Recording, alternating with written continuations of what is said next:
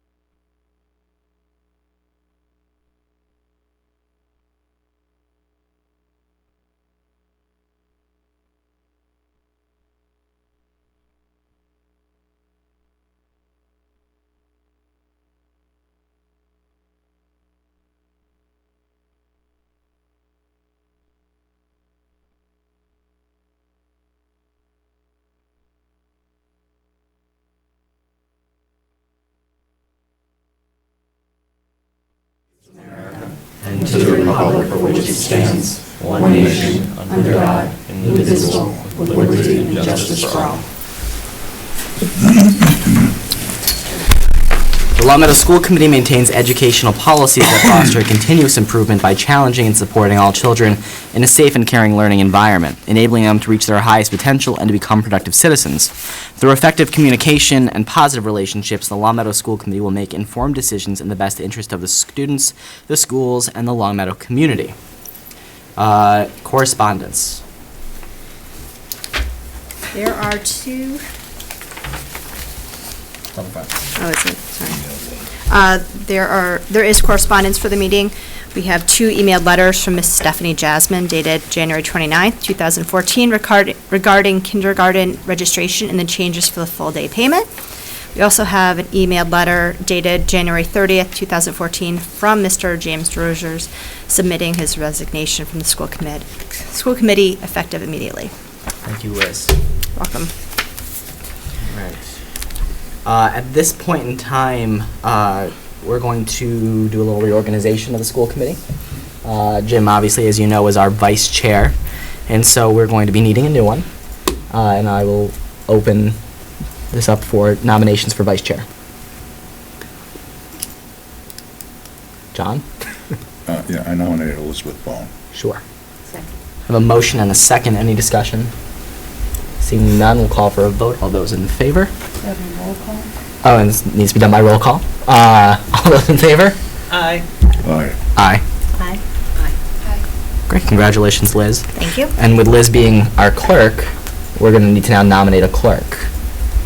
I'm going to open it up for nominations for clerk. Who wants to be clerk? Anybody want to be clerk? Kimberly, you want to be clerk? Sure. I nominate Kimberly. Second. There you have it. I have a motion and a second. Any further discussion?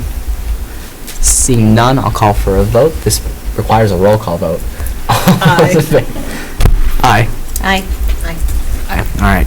Congratulations. Do you guys want to shuffle around, or we can stay where we are for right now? That's fine. Jim's vacancy also left a number of positions open on various subcommittees, and only one of which we actually need to vote, which was the school building committee. And so I would like to ask if anybody has any interest in joining the school building committee. At this point, school building committee, I did speak with Bobby Barquette the other day. School building committee meetings are pretty much on an as-needed basis. They're meeting the third Thursday of every month, but occasionally those get canceled. So the workload is significantly less than it was this time last year, for sure. Didn't we appoint at our last meeting some new members? To Because Jim middle s- indicated that he was leaving. To middle school working group, Oh, middle school? Yeah. Okay, all right. but not to school building committee. I'm putting the cart before the horse. I'm happy to do it if nobody else wants to, but I certainly am not married to it, you know?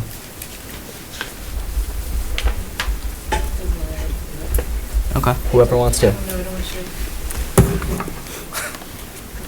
One more meeting. All right, fine. I guess I'll do it. Is Kelly's gonna put Uh, it right, Yeah, she's gonna put it. Can I have a motion to, I guess, appoint? Nominate. Well, we just need a motion to put me on. So moved? I have a second. Second. I have a motion and a second. All those in favor? Aye. All right, the motion carries, so now I'm actually on the school building committee. Great. No. Just kidding, why not? I also have an opening on finance subcommittee, and I would like to ask Janet to join finance sub. And they are gonna be needing a chair, and so I would like to ask John if he would not mind chairing, or if he would. Oh, sir. Okay, great. We didn't have to vote finance sub, right? No, okay. Additionally, we also needed to put somebody on operations subcommittee.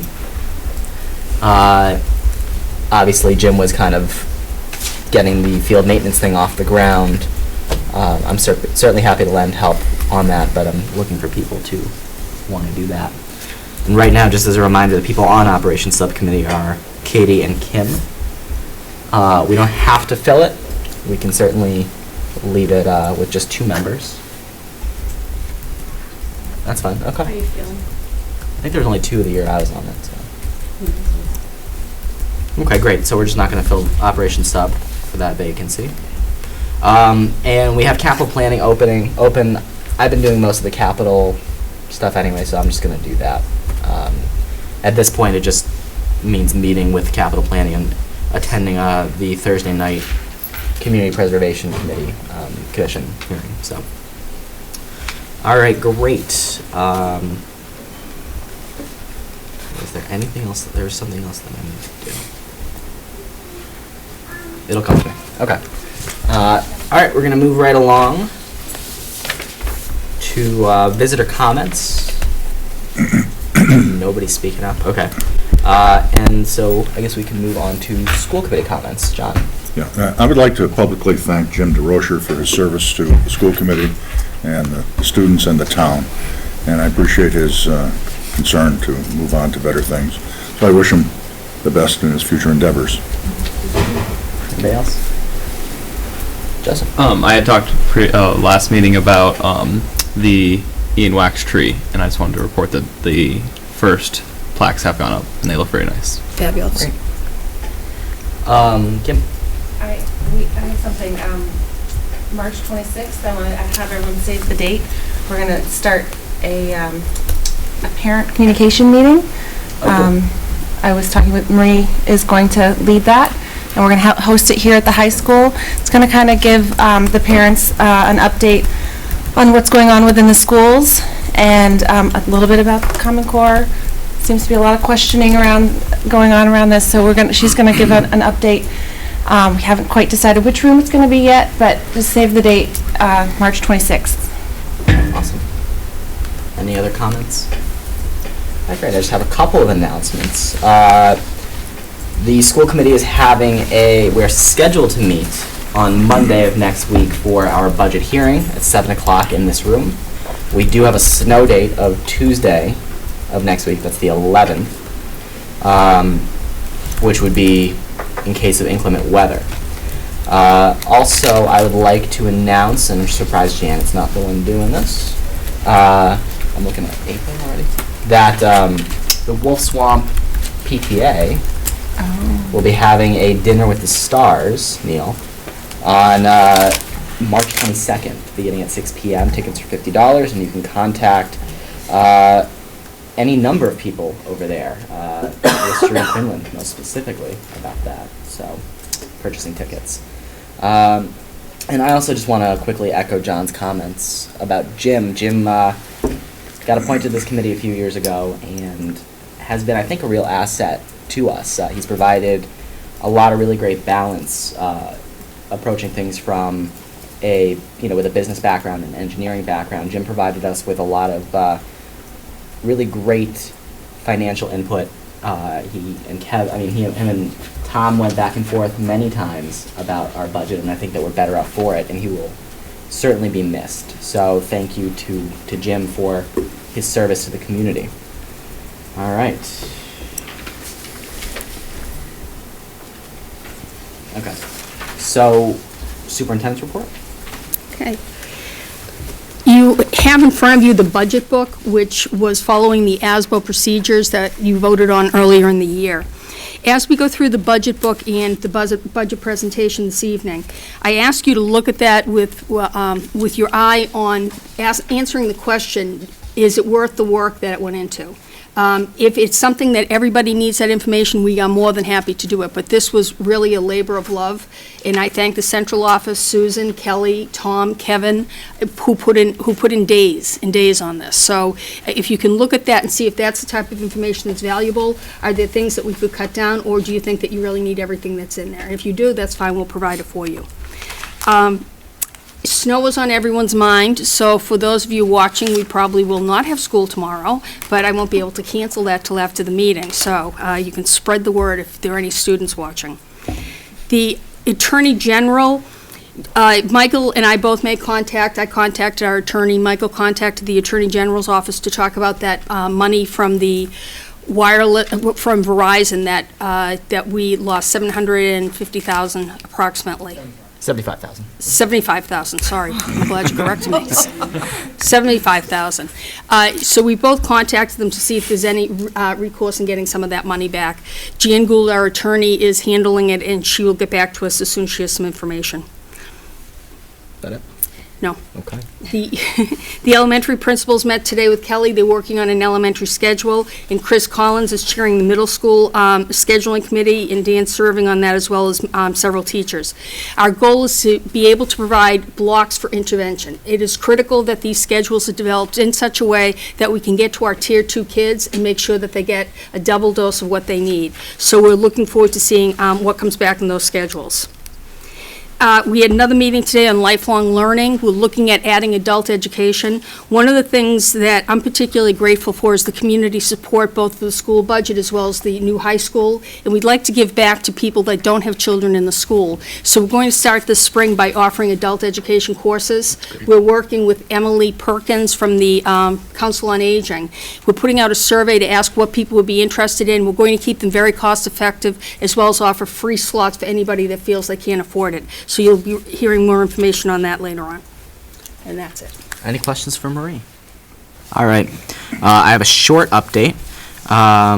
This coming Thursday night, I'm going to be going to the CPA hearing, or CPC meeting, hearing, to talk about our track project. So that should be hopefully successful. That Thursday night as well, there's a pasta dinner that I encourage everybody to attend for Judy Nielsen here at the high school. 6 o'clock? 6 o'clock. And finally, today I received, a couple things happened today. I received a letter from Stephen Crane asking us if we would, at some point in the near future, place an agenda item on our agenda to discuss the future use of the water tower property. And for the people on the committee and in town that don't know, part of the rapid expansion of school building projects in Long Meadow back in the 1970s, late 60s, early 70s, included zoning an area of land around the water tower off of Frank Smith Road as school. That land has not actually been touched. It is developable. So basically, the select board is looking for increased revenue opportunities, something they talked about last night at their meeting.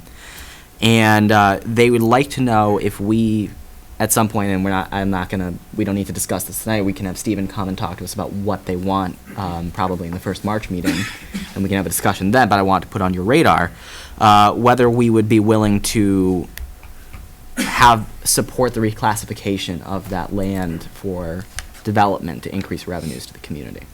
So keep that under your hats for the moment. I told Stephen that he's more than welcome to come and speak about it with us.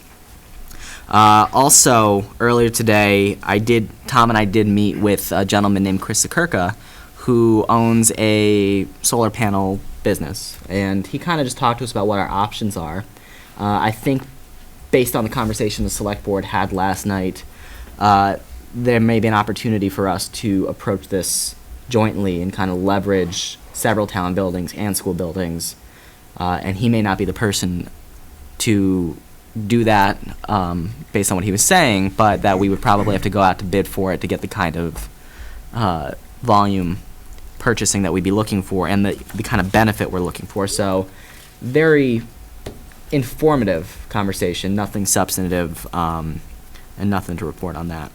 So, John. If I could, in view of that concern, The I wood have a farm. friend who's solar. recently installed a massive solar Yeah. collecting device in his backyard. He lives up in Granby, but his advice was explore the options. This is a rapidly developing field, Yeah. and there's all kinds of people out there claiming that they know what they're talking about, and then there are some who actually do know what they're talking about.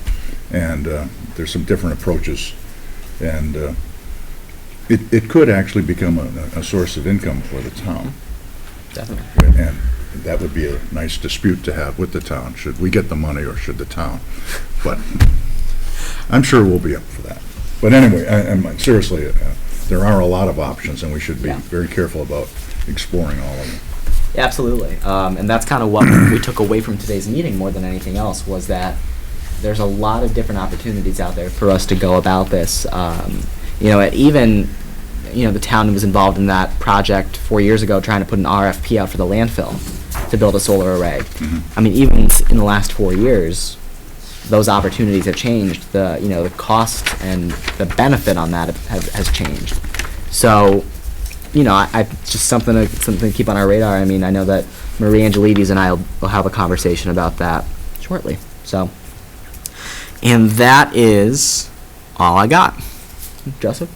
The first meeting of Lancers Pride at LHS was held 2 weeks ago. Yeah. Very productive. And we're still looking for anyone from this town, from the student body, any parents, anyone that would like to help us get off the ground. Sure. One idea that was discussed was maybe some kind of system to coordinate students having some kind of way of taking pictures of stuff that was broken throughout the school or something that was damaged and sending that to Lancers Pride, and we could then coordinate getting that to the right people at the school to get it fixed.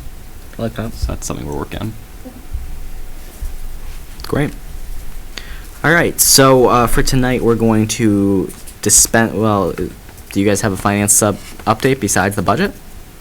No, at our last meeting, that was the only Okay. item for the agenda. Just making sure.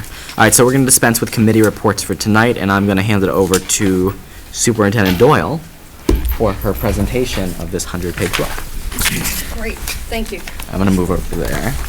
Okay.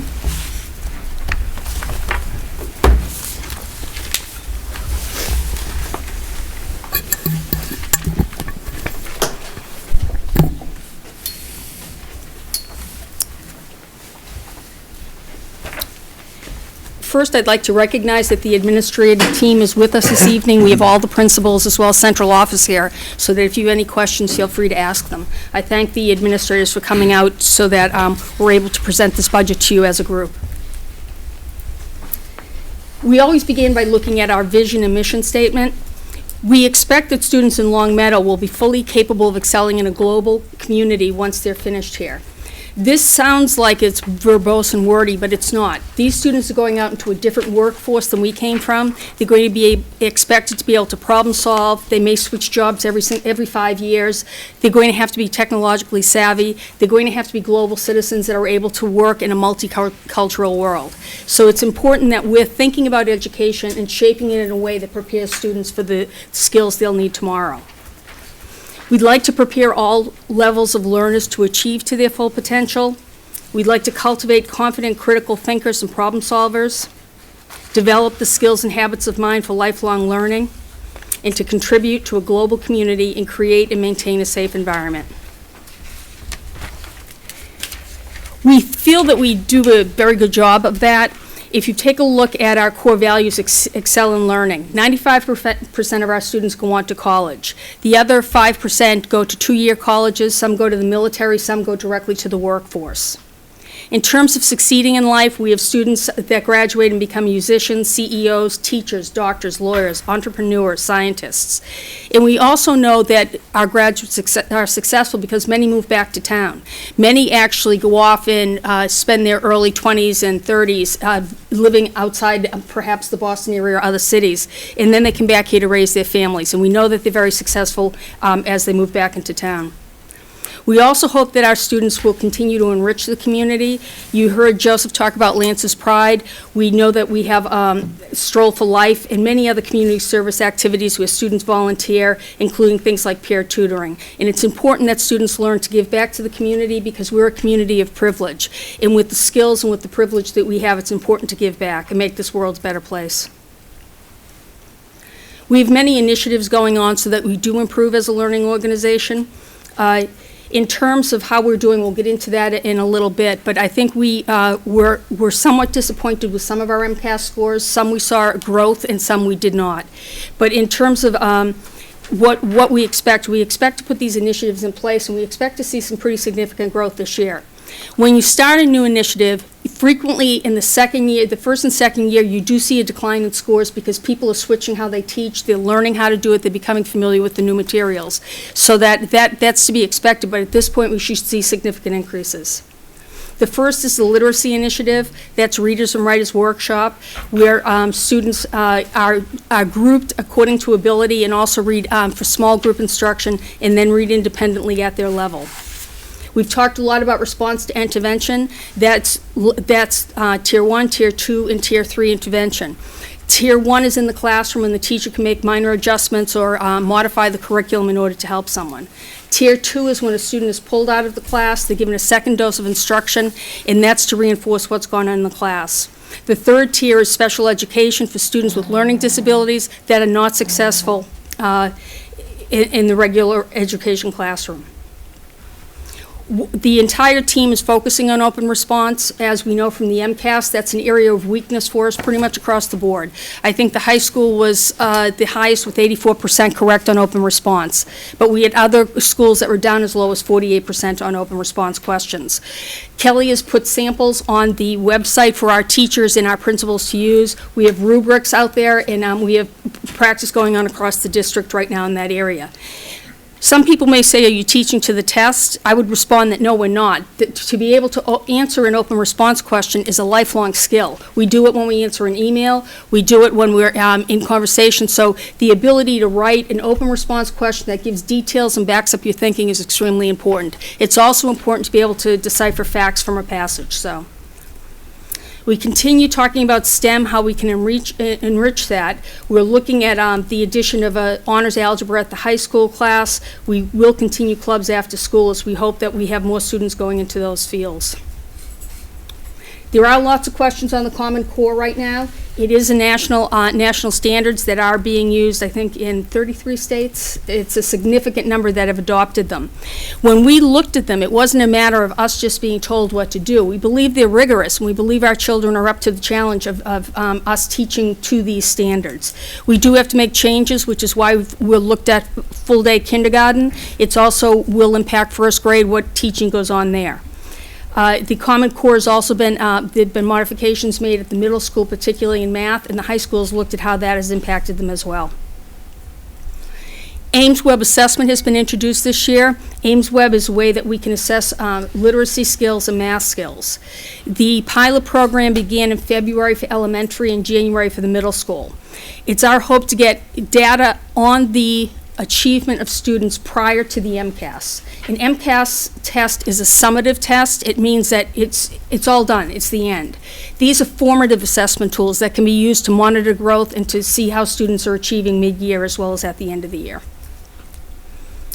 I'll go into more detail about the technology at the end of the report, but Kevin's done a Herculean job in really advancing technology over the past 4 years. We've gone from a district that had very little to a district where teachers now feel that they have equipment in the building that they can use. While they still say we need more, it's a good problem because we see the technology being utilized in many classrooms, in many venues. We have everything from the green room at Center School where they're doing a TV show using computer as well as video cameras, as well as seeing art classes in the high school. So there's a plethora of technology activities going on. We want to really incorporate it into the curriculum, and that's happening. We're working on the new educator evaluation system. This is coming from the state where Educators, including administrators, are being held to more rigorous standards. These standards have been agreed upon for the most part between the association and the administration, and we just have one more step to go before we complete our cooperative plan on the new evaluation system. Finally, data analysis. It's absolutely huge. If we don't know what kids are doing, then we can't help them improve. If we don't know what they're learning, then we can't differentiate curriculum. If we don't know that they've already learned material, then we're not going to challenge our top kids. The data analysis is massive, and I think we're making huge progress in that area. We've had some pretty solid investments. Edwin is free from the state. We have Ames Web. We also have purchased Inform that's able to run a lot of this data together for us, so we're going to have far more information than we ever have, and we're going to be able to do it quite simply. So we're moving ahead in that area. The way we look at the budget is we talk about the curriculum. The first thing we do is we plan the curriculum based on standards from the state or the Common Core. We then plan our instruction. From our instruction, we think about what are the interventions that we'll do and the challenges, and that comes from the assessment that we do. Once we have the assessment, we reshape the curriculum to make sure that we're meeting the needs of all the students. But it's an ongoing process that has to be happening all the time. During our early release days, we talked about assessment and coming up with common assessment tools for grade levels in across all grade levels, and that's been happening particularly in middle school and the high school, middle schools and high school. These are all the areas that there need to be curriculum reviews in. And if you take a look just at FY14, we have literacy going on, math, social studies, PE, special education, and music. Sorry, I missed a block. So those reviews are all going on right now. The reviews are important for two reasons: to make sure the curriculum is current, to make sure those assessment tools are in place. And then the third thing is teachers can tell us what they need. A very important part of the curriculum review is to purchase the materials, because some of the books we're using in town are 10, 15 years old. So when we put the curriculum review in place, it means that we make sure that we're budgeting, and we come to you for end of the year funds to say, okay, this review is finished up, they've piloted, and they feel these are the materials that they need. These are the technology advancements. High-capacity, cost-effective network is going in. Kevin has had this plan for quite a while where we're going to have our own broadband, but as everyone knows, that's been tied up by Verizon and the inability to unhook the wires from the poles. The wireless network has been expanded, and there's been new firewall and content filtering systems added. We've upgraded the communication systems through new phone systems at schools, new multimedia presentation equipment, new computing devices at all schools, Google accounts for students, the one-to-one computing pilot for LHS. As Joseph mentioned last week, he was one of the students chosen to pilot certain tools that we're hoping to have available. Larry has asked that we consider selling them to whoever wants to buy one, because these will be cost-effective. Kevin, was it $200 for a Chrome? $300, okay. So it's $300 for a Chrome, and if students could do that, they'd have the capacity to bring that to school and be online. Other students can bring their own devices if they have them, and we're also going to make sure that we have some that we can sign off for students that can't afford them. But we're looking for a cost-effective tool that everybody feels like it wouldn't be a burden to have to purchase. We will do that once the new broadband is online. Right now, we do not have the capacity to add students to the network. The network is operating very slowly, but once this is all settled with the new providers hooking up, then we'll be able to address our one-to-one program. We have new AUP and social media policies. And then finally, the assessment tools I just talked about: Edwin, Inform, and Ames Web. Acceptable use policy. Cultivate community connections. This is something that we are focusing on to try and build bridges with the community. We probably saw a great reach out to the community in celebrating the new high school. We had the dedication ceremony, tours, concert and luncheon for the senior citizens. We had a community dinner for the neighbors. And then finally, we'll be talking about that lifelong learning, the adult education classes. So what drives the budget process? We look at student learning, and we reflect on what's working and what's not working, and what changes need to be made when we see that students are struggling. We want to improve as a learning organization, integrate technology, promote digital citizenship, cultivate those community connections, and demonstrate fiscal responsibilities. According to the strategic plan, these are the goals that we focus on every year. Student achievement. Continue to address literacy and math skills. They are the foundation of learning. They say that literacy is absolutely critical because you can't do any subject if you can't read. Reading and writing is paramount to everything that students have to do. Even with the math programs now, they're very wordy, so if a student can't read, we're depriving them of the right to actually excel as well as they could in mathematics. We are addressing the Common Core curriculum standards through our curriculum reviews. We're providing staff development in terms of bringing in people to look at Reader's Workshop and Writer's Workshop.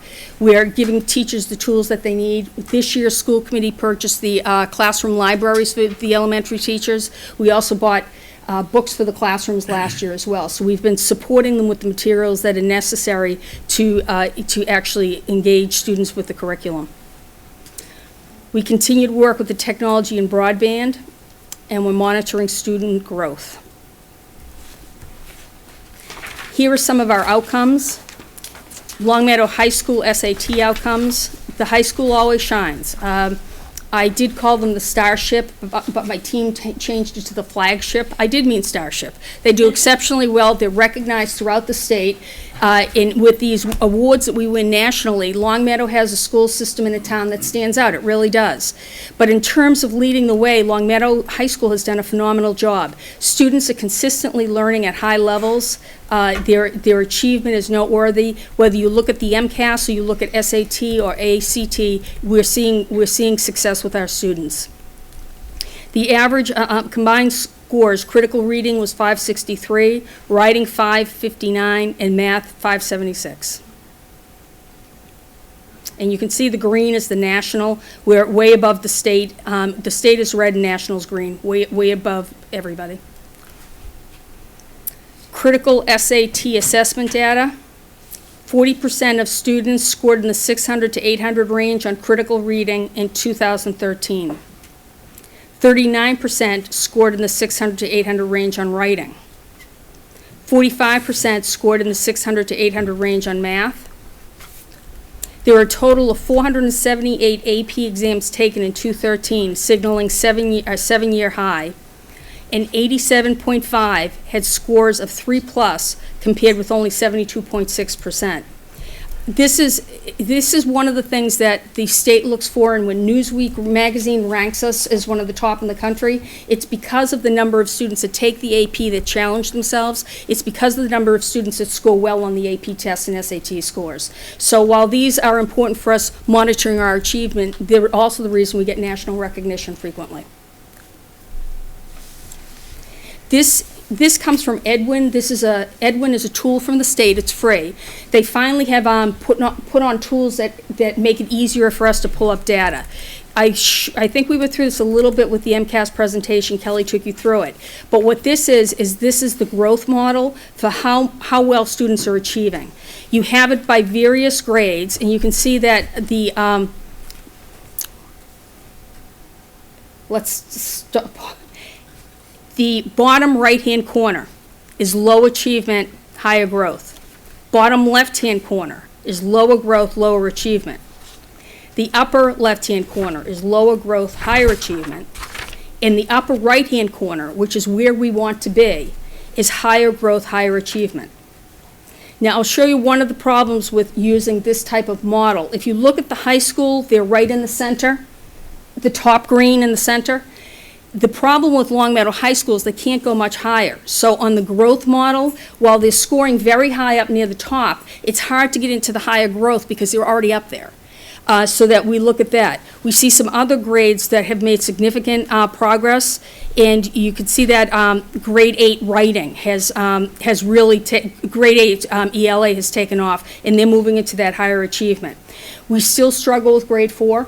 Grade 4, the principals are working with their teams. They're looking at curriculum, they're looking at open response, because grade 4 continues to struggle. As you can see, the X is the state average, and they're still below the state average. Okay. We expect a difference between our special education population and our regular ed population because of learning disabilities. But the students with disabilities are significantly below the state average, and this is completely unacceptable for Long Meadow. When I get into the budget, I'll talk about what we're doing to address this, because we're restructuring and we're looking at different ways to present services to our students so that they're getting the support that they need. Grade 3, again, you saw these, so I'll just explain one and then we'll go through them. But the gray line is the state. When you see the state, there's a trend there because the tests change, and so you'll see people going up and down. That's the majority of how they're doing. So if you're following that, it sometimes is the test that's impacting you a little bit. But when you see here in grade 3 that we begin to level off and the state goes down, it means that the teachers and students did a pretty good job. Grade 4 had a more significant dip than the state, and we see that they were in a downward trend, they leveled off, and another downward trend. So we definitely have to look at grade 4 and see what's going on. In Long Meadow, we should not be that close to the state average. We should have much higher expectations for our students. Grade 5 is up into the 80th percentile, and if you keep in mind, when we talk about the number of students that should be proficient or advanced, our goal is to have all students proficient and advanced, but if you keep in mind that probably 20% of the population is special education, it's not surprising to see when students are scoring in the 80 to the 90th percentiles. Again, special education, this dip is completely unacceptable.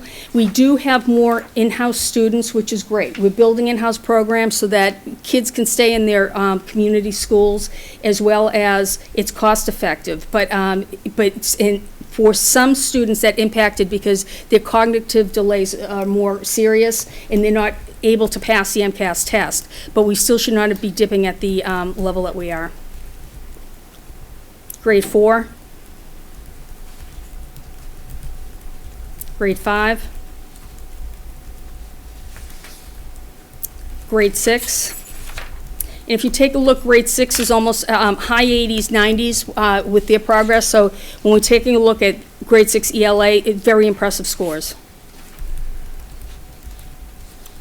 Grade 7 ELA, the same thing. They have a more closer to the 90th percentile, which is just phenomenal.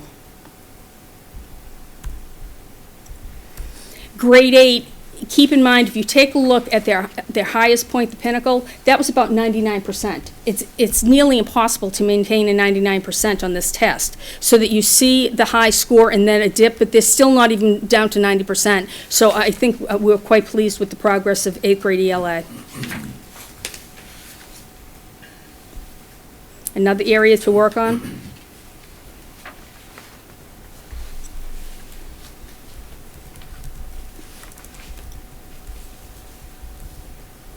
And that was a significant dip, going down to 56% of kids proficient or advanced. And again, take a look at grade 10 ELA. It hits the 99, 100% mark. So again, that's why we're not seeing growth, is because they've already reached that, that achievement level. Grade 10 ELA special education, 100% of the kids pass the test. And what they are doing is the kids are getting serviced extra time with the special education teachers. We talked about that at our meeting. In some ways, because they're leveled, it might make it a little bit easier, but the high school really quite impressive to have all the students pass the test. This is AIMSweb, what we're seeing. We're seeing that 32% of students need Tier 2 instruction in grade 5. And if you look at the red, 17%? 10%, thank you. 10%, which is what you need for the special education intervention, and 58% are progressing well. You see similar here, 14% that would be special education, 26% that need intervention, and 60% that are proficient. Some people might say, how could 26% of students in grade 6 or grade 5 need help in Longmeadow? We've had a literacy program, we've done a lot of work. The type of reading as you go higher, it's more comprehension-based, it's also more primary sources, it's using textbooks so that you see a greater demand for knowing how to read, and there are different skills that we need to teach the students. All right, so with the restructuring, this is what we're proposing to do in tonight's budget. We are proposing to take people who are assistants and take them out of the budget and place in certified teachers. When we look at those special education scores, it becomes clear that we really need certified teachers working with the kids. The other thing is access to the children. It's very hard for the special education teachers in the elementary schools to get to the children. So that by doing this and adding a teacher at each of the schools, they'll be able to have a caseload of about 10 to 12. They'll be able to be in the classroom working with the teacher because the children will be clustered. And they'll also be able to pull out to give the kids the support they need. So we believe that the students will get a lot more support and be far more successful in school. In order to pay for the teachers and the other support we're putting in, we're reducing 4 resource room assistants, 1 educational assistant, 1 academic tutor, 2 grade 6 teachers, and tuitions. And the 2 grade 6 teachers, the population's going down, so their class size is still going to be about 20. So we're not worried about that reduction. In the restructuring, we're going to add certified special education teachers at each elementary school. You saw the Ames Web score for the middle school reading, that 26% or so that needs the support. So we're putting in middle school literacy interventionists to work with the middle school. They'll be getting extra help in reading and literacy skills to bolster their skills so they're more successful in all content areas. We're hiring a reading tutor, a literacy coach. The reading tutor is at Center because Center School had 1 less staff person in their reading center than the other schools. The literacy coach is going to mean that each elementary school have a full-time literacy coach to work with teachers to reinforce the model we're using in office support. We also built in money for full-day kindergarten support. For those of you on the kindergarten committee, you know that we struggled with the number. We looked at every way we could, we surveyed, but we don't know that it couldn't go up to 175 again from 130. So we put some money in there in case we have a surge of people come into town. With instrumental music, we increased 0.1 because the program at Blueberry has built up significantly, and Lucy's done an amazing job, so we want to give her 0.1 so she can see more students. Also, we're adding 2 new special education programs. Those special education programs mean that 6 kids don't have to go out of district. And with 6 kids going out of district, that's a significant amount of money. So we're building the capacity in-house to do that. And what we just need to do is to work with the state, because we love having our students in-house, but that also impacts the MCAS scores when we have so many coming in. But we're delighted to have them. They're both, the high school, Susan, and where else? No, high school, the middle school and elementary. Middle school and elementary. Okay, thank you. How will we support Tier 2 kids? We'll put in the literacy coach who'll coordinate the RTI teams, monitor intervention plans, collect and report data, share that with principals in the central office, model instruction and intervention, and allow full-time coaching at each school. The 3 special education teachers will provide intensive Tier 3 intervention and allow triple dose and complex schools-wide schedules. Supporting all tiers with budget addition K-5. The academic tutor will provide Tier 2 support at Center and will provide equity of the elementary schools. The special education district program will address the needs of students in grades 1 to 3 who need specialized support, and it will deliver personalized small group instruction in a highly specialized setting. Full-day kindergarten, increase early instruction and intervention through literacy and rigorous research-based full-day kindergarten classrooms. At the middle school, 2.0 literacy interventionists. They'll monitor the RTI teams, collect and report data, and provide strategic instruction directly to students in Tier 2. Special Education District Program, provide intensive, customized, and specialized instruction classroom program for Learning Lab Center program for 7 students currently at Center School and moving to the middle school in FY15.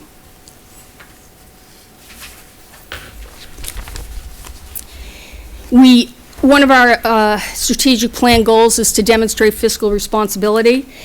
We had met with town officials earlier in the year that told us that there was a gap and that anything that we could do would be appreciated in terms of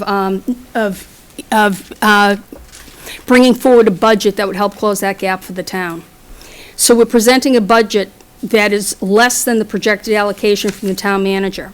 Our total proposed FY15 budget is $34,691,645.42. $45, I'm sorry, 42 cents. An increase from FY14 budget, $447,208.83.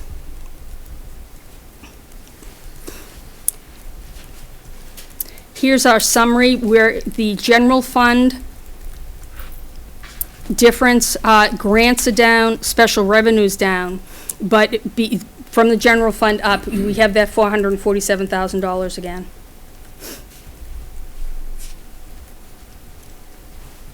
In terms of specific reductions, this is the list of everything that's been reduced. That's come to $1.4 million.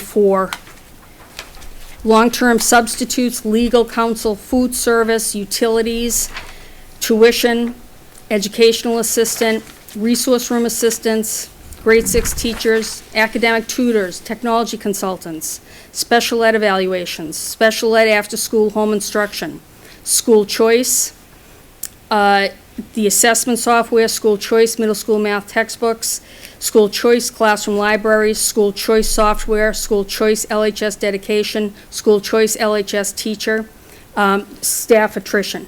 And that school choice, they're all things that you have paid for already, so that did not need to be added to the budget.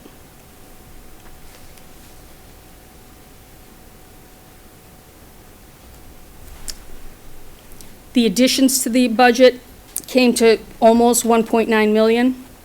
Cost of living increases, if you take a look at the cost of living increases, step increases, salary advancement due to continued education, that in itself is almost $800,000. So that's a significant amount of money that when you're talking about our total allocation, which is why we felt the need to reduce some positions.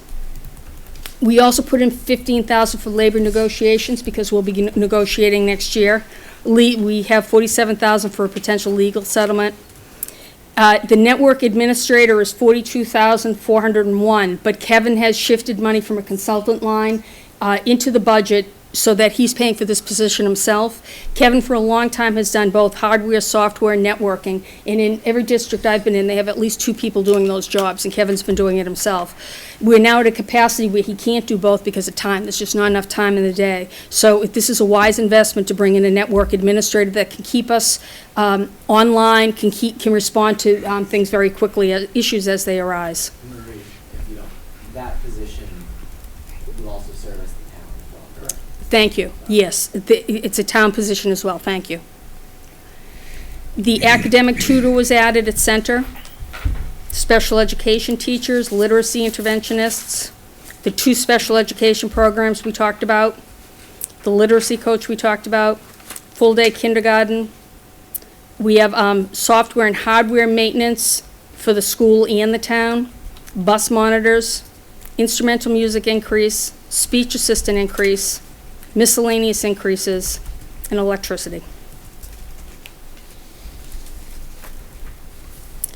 The results of restructuring should be significant, and we should see the impact immediately. We should see higher student achievement for all students, enhanced special education support for elementary students, personalized literacy support for children so they're not falling behind, robust data management to evaluate student growth, funding to support potential kindergarten participation, and financial savings through internal special education programs. In terms of the shifts that we made, we thought we'd just explain that to you in a little bit of detail. The investments, the new positions we're hiring came to a total of $721,061. The reductions, what we took away, was $460,941. And so the total supplemental change is an addition of $260,120 to the budget. Marie, just so everybody at home also understands that the reason supplemental increase is lower is because those are new programs and not inclusive of COLAs, step increases, and movement on the salary schedule. Thank you. The town asked us to give a separate explanation for anything new added to the budget, and that is the supplemental service increase. So this is broken apart from the rest of the budget because this is what we did with new positions. But in adding that many new positions, we wanted everyone to understand we also took away positions. So we're adding on $260,000 worth of positions, but we also had other deductions as well. Thank you. So, the town projected an allocation of $1,021,863. The school department requested an additional $831,722. So we are $190,141 below the allocation that was projected. And we responded, as we were asked to by the town, to come in with less than the projected allocation in order to close the fiscal gap that the town is experiencing right now.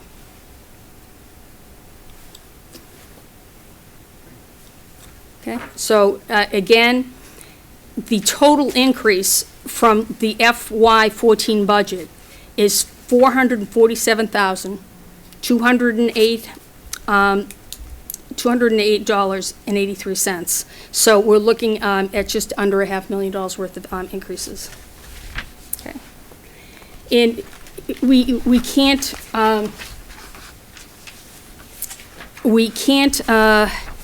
state enough how appreciative we are that the community has been so supportive.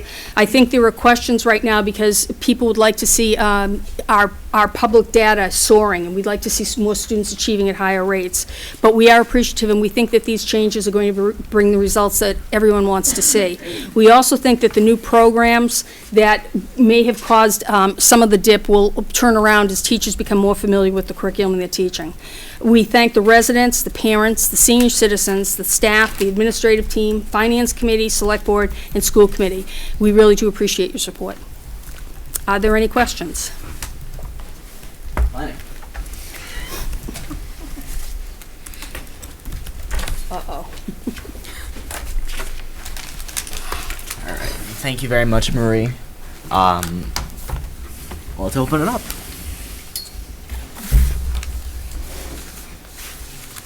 Okay. I was just wondering, what's the beginning of our fiscal year? July Oh, 1st. To June 30th. July 1st to June 30th. Yep. Fiscal year. All right. So, Could I ask percentages? I hope this is not a curveball. How much are we going above what we got last year? Well, for the entire budget request, John, it's 1.3%. For general fund alone, it's 2.7%. Okay. Now, why do you have those two figures, 1.8 and 2.7? Our budget's a multi-fund budget, so we incorporate all of the various funding sources, grants, special revenues, which is why you have two different figures. Some of our revenues are projected to go down, specifically circuit breaker. We also anticipate appropriating less from the school choice fund. As Marie indicated earlier, there have been a number of curriculum-related one-time expenditures in FY14's budget that won't be recurring in FY15. So the funds associated with that won't be appropriated in FY15's budget. When the town gave us their projected increase, it was based on the general fund budget. But the school committee adopted this multi-fund budget approach many years ago. So I think to be clear, the increase we are asking for is the $447 for all funding sources. The general fund, though, is going up by 31,000, which is below the number that they gave us. But that's why I have the two different percentages. Okay. Is there any reason why the state funding has gone down? Just that, is it recession related, or have you any idea? I think some of it has to do with the Chapter 70 formula in terms of Long Meadow not benefiting to the degree that some other communities may. I also think the fact that they've level funded local aid to the communities is definitely having an impact. Okay, thank you. Any other questions? Janet? I know that we're looking, in the proposal of intervention for students, which I think is, definitely advantageous to the students. But I do know that at the different schools, there are different levels of students who need services, different populations, different enrollments that will need services.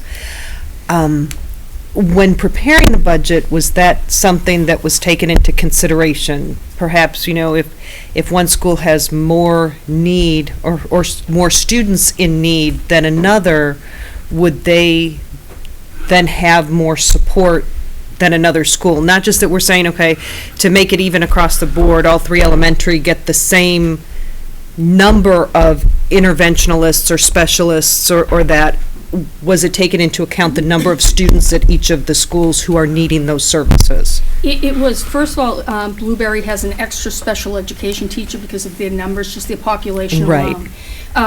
We have Wolf Swamp's a Title I school, so they have Title I funding that provides significant staffing.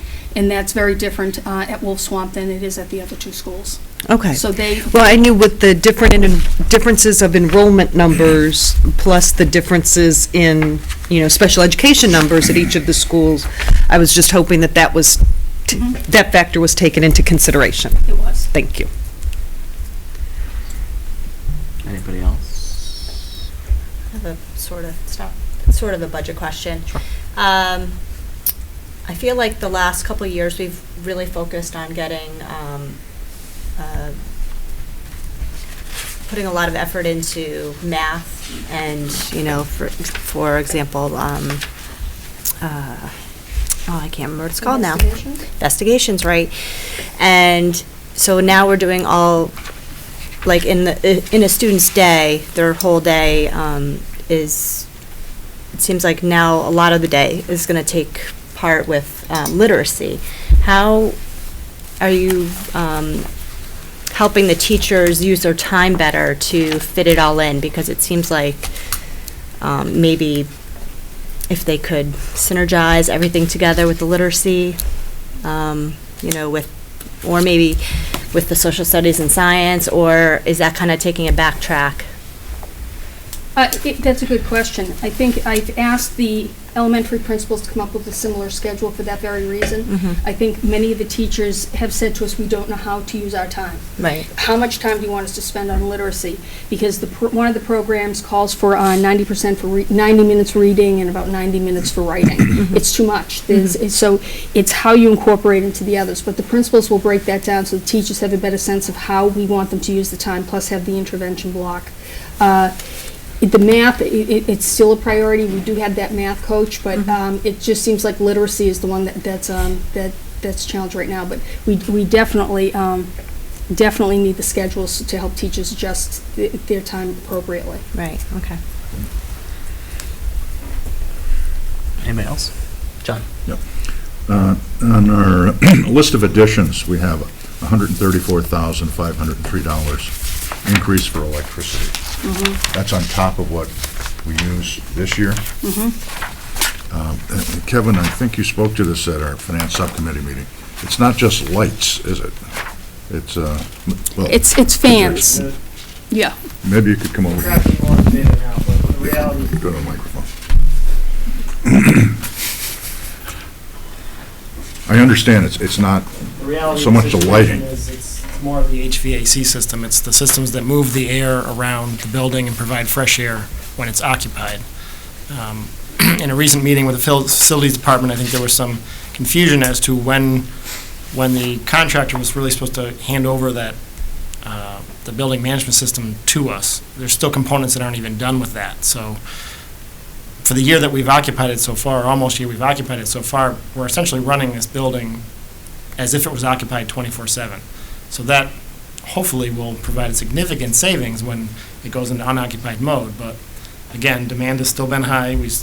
We're adjusting systems appropriately, but it's also a much larger facility, and we run air conditioning more now, traditional air conditioning as well as new efficiency air conditioning in the summertime for summer schools. So even though I think that there's going to be significant savings there, there's a lot more this building is doing at more times, including the pool, which Gilbane did say the temperatures at which we keep the pool, which is what everyone has decided to keep it at, is a lot higher than he's seen in most places. So that does also contributes to the electricity bill.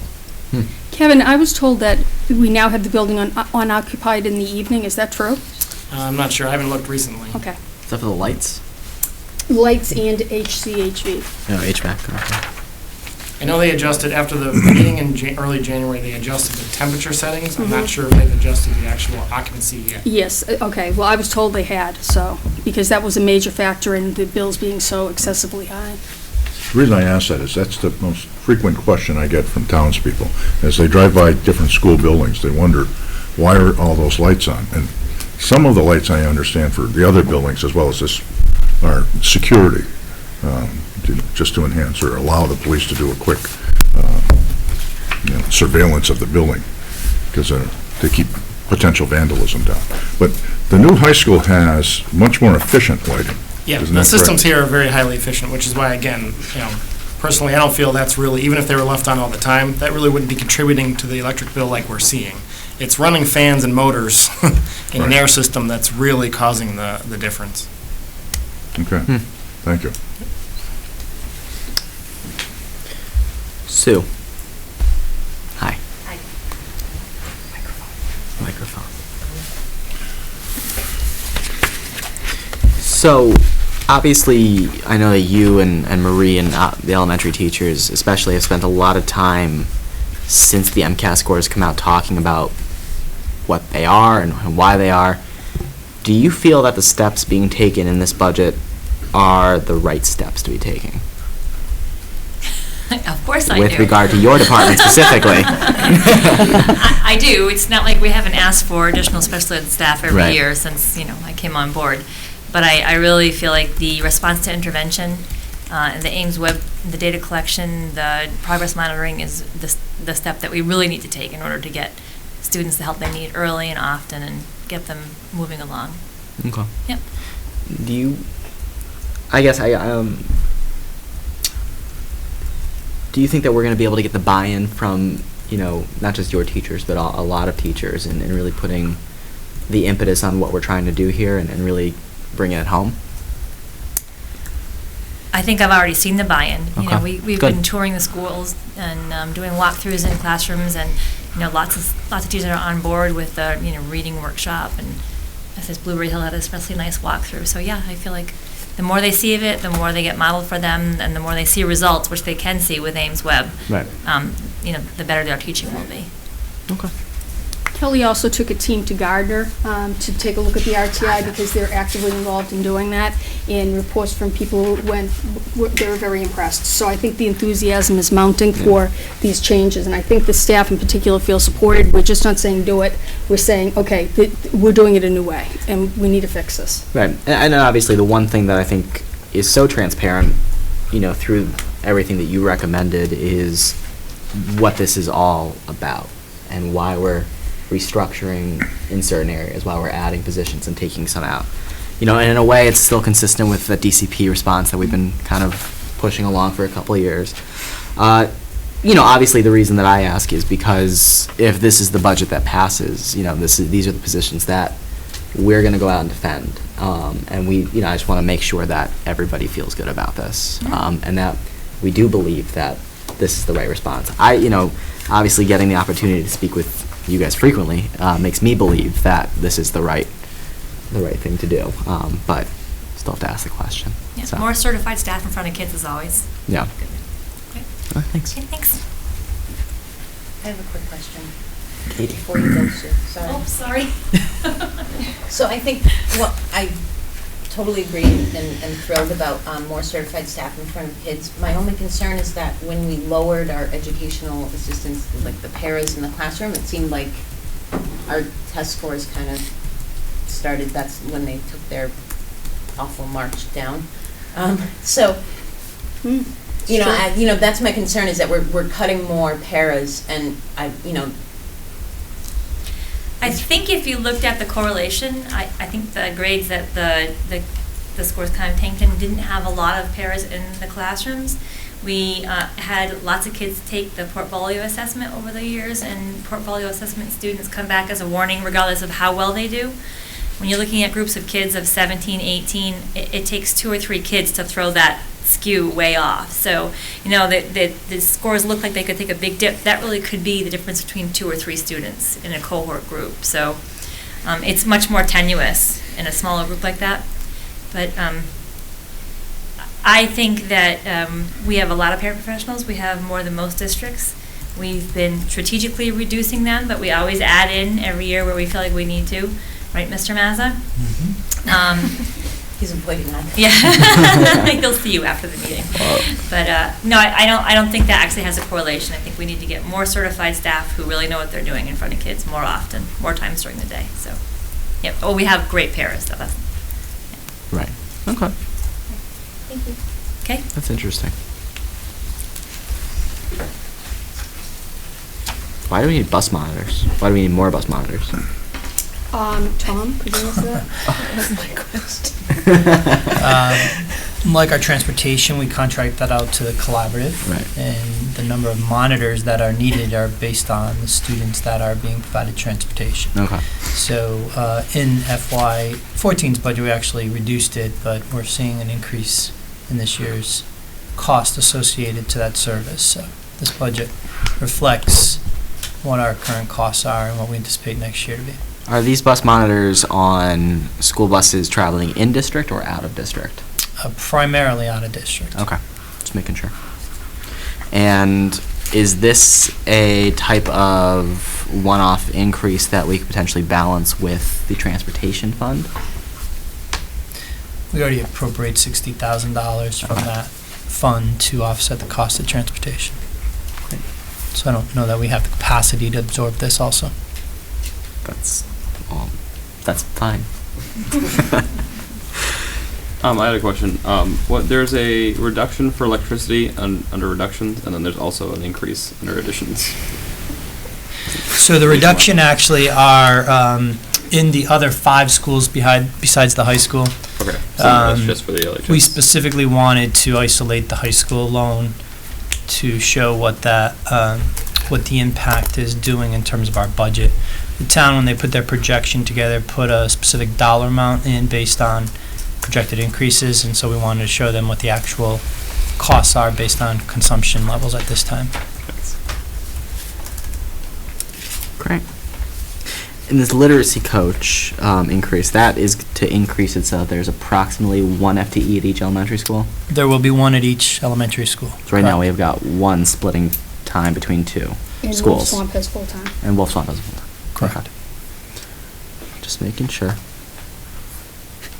Any other questions?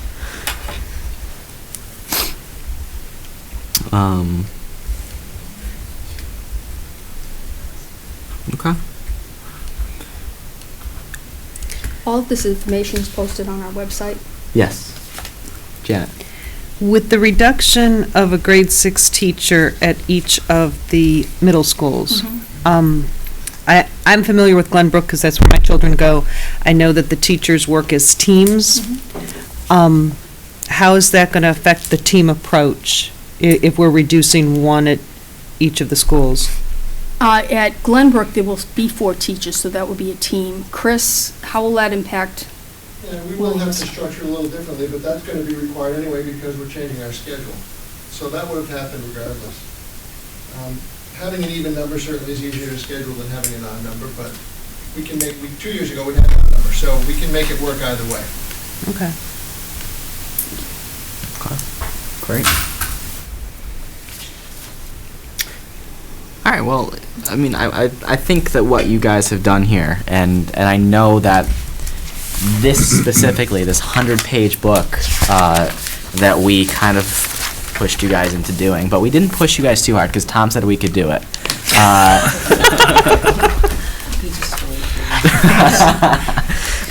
But no, I mean, all joking aside, I think that you guys have done an incredible job of not only meeting the directive, which we've struggled to do in past years, but coming in under directive, and I think that what that demonstrates is that every single person on the admin team has a very good understanding of the feeling of the community, as well as really knowing what's important for the district, and those are sometimes competing needs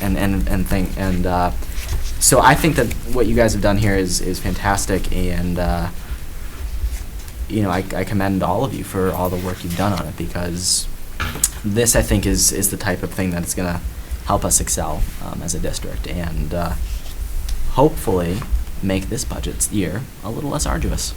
Is the full budget, the 100-page packet, also published on the website or no? Yeah. Not yet. Oh, the budget book is not on there yet. It's not, it Will wasn't be. gonna go up until Tomorrow after morning. this meeting. Tomorrow morning. So, No rush. John? You don't want to go home and I'd just print like it to all? I'd like to add the comment that, this is February of 2014. This is for a budget that's going to take us through the 1st of July to June 30th, 2015. So all of these are hypotheticals. All of these are projections. There's certain things that could happen to the price of gas, there's already some speculation that natural gas is not going to be the great savings it's been. The inclement weather adds to costs of just heating the buildings. And then we're going to be entering into negotiations too. So I commend everyone for their effort in projecting into the future. You guys are really, you have to be a futurist in this business. So, but reality is going to be closing in on us as we deal with reality. Thank you. Anybody else? All right. So, just so everybody's aware, barring the snowstorm Diane's predicting for next Monday night, we're gonna be having our hearing at 7 o'clock in this room. Or is it 7? It's about 7, right? Is it posted for 7? Okay, so 7 o'clock. Otherwise, it'll be Tuesday night next week, the 11th. So that's the time when we'll hear public comments and more than likely vote if we don't hear many. If not, we'll have another meeting later on in the week to.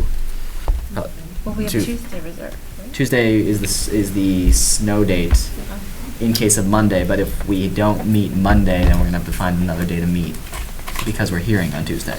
If you don't adopt the budget on Tuesday. Right. If we don't adopt it on Tuesday, we would need a snow date for our snow date. The public was invited to this meeting. They're invited to every meeting. Well, okay, but I'd just like to report, there's only one person who's not in the school system here, a reporter, and I thank you for showing up and covering us. But John, we do it is a snowy night, and it's, We do have many families that watch at home, and I know that from two ways. People will bring up conversation about something we discussed, and when I go into classrooms, the little kids will say, I saw you on TV, so I know the families are tuning in too, so. okay. It's true. Families are definitely tuning in. I keep the students updated. It just also. already tweeted that there's a snow day tomorrow. Yeah. So. I Hey, thanks. front ran you on that one. Good. You know, just so people know that these are on LCTV. They have a YouTube site, so even if you don't get to watch on your local cable station because you don't have cable, you can still see it if you have internet. Mm-hmm. Just I think it's over the air too. Channel 12. Yeah, Channel 12 as well. local 12. Right. If you have cable. I don't have cable. I don't have cable either. So I watch you it on have to have YouTube. cable again. So, Yeah. at this point, we're done with the budget discussion, unless anybody else has anything to bring up. Okay. All right. Thank you all for coming. Enjoy your day Thank off you. tomorrow. If anyone needs children on their board. She said it at the beginning of the meeting. She said maybe, though.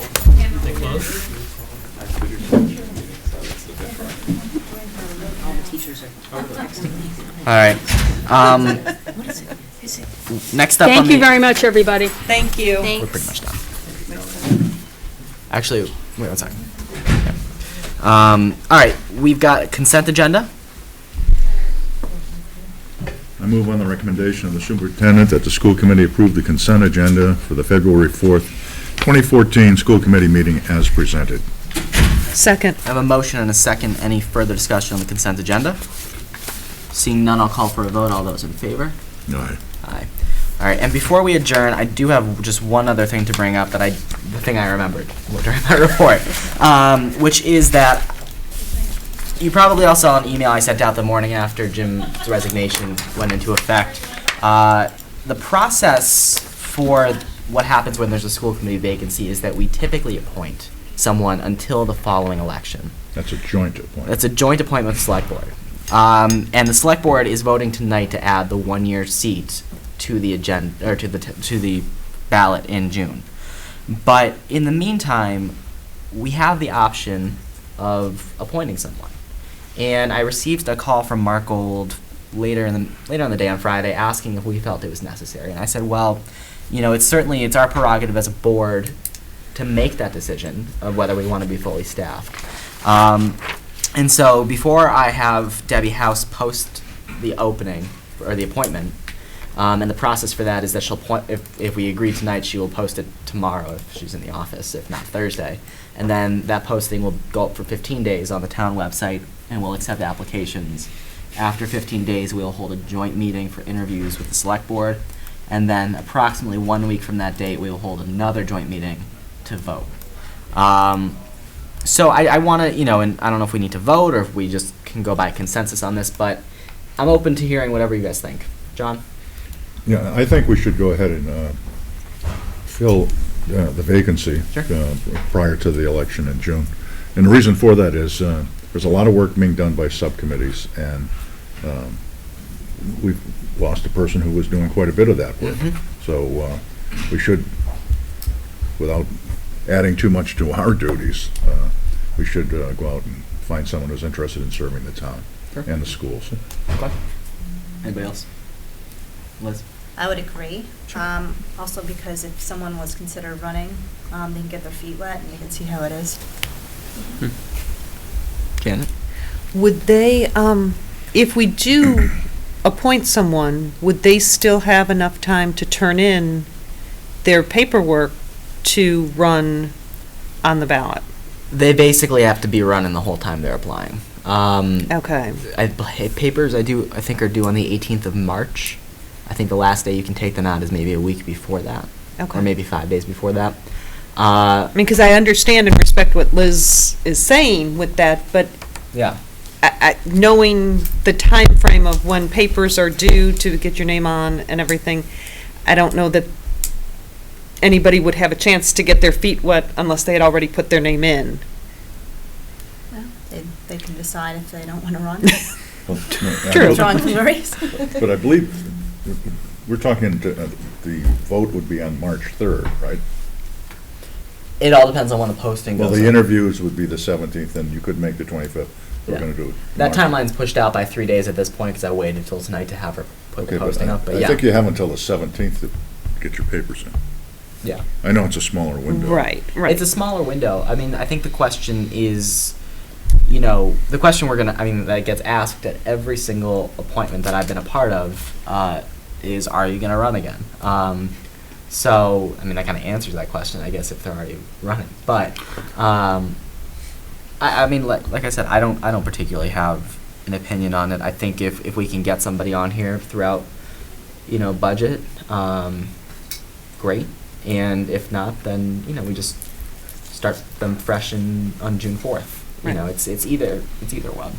What do you guys think?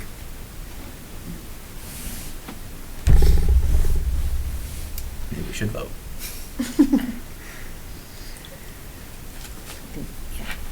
What? I think it would be helpful to have somebody on. Okay. I think it would be good, just if we end up in some situation that we need to vote, there's 6 of us, there would be 7 instead of 6. Okay. Fine with me. That's perfect. That's fine. So what I'll do is I will email the select board and I will email Debbie House tomorrow, or probably after the meeting, and ask her to put the posting up tomorrow morning. Do we have definite dates then yet for the meetings, or no? I'll take care of that tomorrow, so keep an And- eye on your emails. We'll thank get you. that So let me. straightened out. So once it's posted, Yeah. the interviews would be conducted typically, how many weeks after it's posted? The posting needs to be up for 15 days, and we don't need to interview right Okay. after that, but the closing, the posting would be closed on that 15th day, at the end of the day. And then we would conduct a joint meeting either, in some period of time after that. There's nothing required by charter. The only thing required by charter is that we wait a week after the interview to vote. To vote. And that vote is a roll call type vote. So out loud, no secret ballot. All right, great. So that's what I'll do. Okay. Perfect. Anybody else have any other business? That was it. In case you're interested in it. School is officially off. School's off. School's off. School's officially Do closed? those for the Officially school trips? closed. No, we already voted on because that was the consent agenda. Oh, okay. So, all right, great. I'll entertain a motion to adjourn. So moved. Motion, Second. second. All those in favor? Aye. And the motion carries. Thanks so much for joining us. Have a safe day tomorrow, and we'll be back on next Monday. You need a Hershey bar?